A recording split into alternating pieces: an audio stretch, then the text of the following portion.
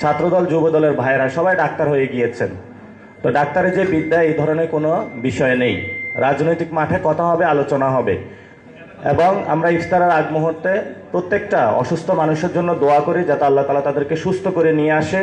কিন্তু অসুস্থতার বিষয়কে যদি রাজনৈতিক ক্যারেক্টার অ্যাসাসিনেশন অথবা ফ্রেমিং করে কাউকে কি লেভেল করা হয় সেটার আমরা বিরুদ্ধে ইনশাআল্লাহ লড়ব।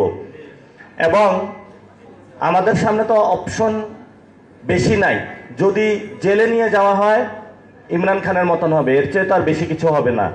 আর যদি শহীদ হয়ে যায় তাহলে উসমান হাদি ভাইয়ের মতন হব, এটার চেয়ে তো আর বেশি হবে না। আর রাজনীতির মাঠে যতদিন থাকবো ততদিন আমরা চাঁদাবাজ, সন্ত্রাস, দুর্নীতির বিরুদ্ধে লড়ে যাব বাংলাদেশে একটি সুষ্ঠু ইলেকশন প্রক্রিয়া নিয়ে আসার জন্য। এটাতে আমরা কোথাও কম্প্রোমাইজ করব না। আমাদের এখন যে টার্গেট সেটা হলো সংস্কার সভা যেটা, সেটা বাস্তবায়ন করা।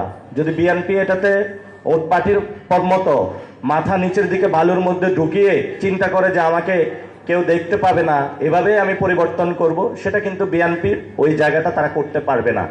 যদি সংসদে ফায়সালা করতে না পারে তাহলে রাজপথে